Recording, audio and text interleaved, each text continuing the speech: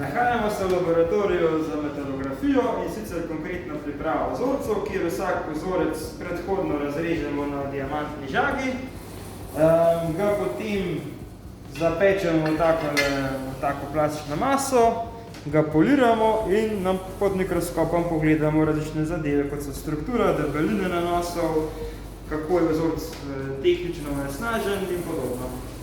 V laboratoriju za mikroskopijo, kjer izvajamo analize meritve debelin nanosov, zaščitnik, to so galvanske linije, potem razne analize tiskanih vezij, merimo tudi trdote, analiziramo tehnično čistost in tukaj na tem konkretnem primeru tudi vidimo, kakšna je poroznost materijala.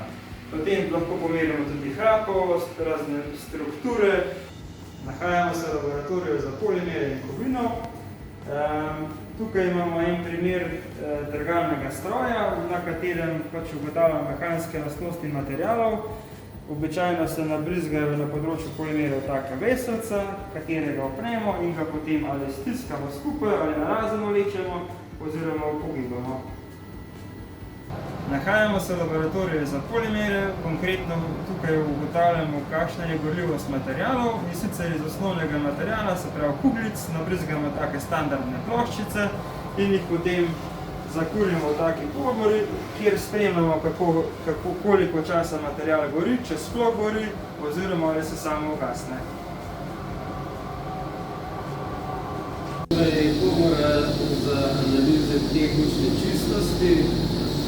V njej delamo analize tehnične čistosti oziroma ekstrakcije delcev. Za to analizo pravzaprav omogoča tako tlačno pranje, kot ultrazvočno pranje, potem tudi kakšne ekstrakcije z notranjih cevovodov. V njej so pogoji čiste sobe, tako da ne onesnažimo dodatno vzorca. Vzorec operemo in potem delce s površine vzorca ekstrahiramo v to topilo, potem pa topilo filtriramo, tako da jih zajavimo na filter, ki ga potem lahko analiziramo mikroskopsko ali pa gravimetrično.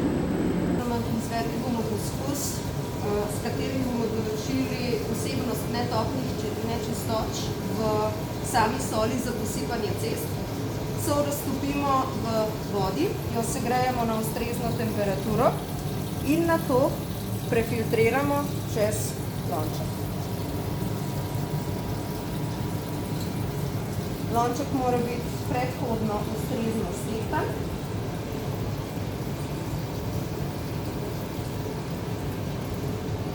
Nato, ko prefiltriramo samo sol, lonček posušimo in ponovno stehtamo, razlika v masi pa je naš rezultat netopnih nečistoč v sami soli za posipanje cest. Pri izpostavah na medije se ukvarjamo z odpornostjo samega materiala na posamezni medij. Medije običajno nakapljamo na samo površino in po določenem času in pri določeni temperaturi, kot je dogovorjeno s stranko in kot ga veleva standard, ocenimo samo površino, na kateri so bili narejeni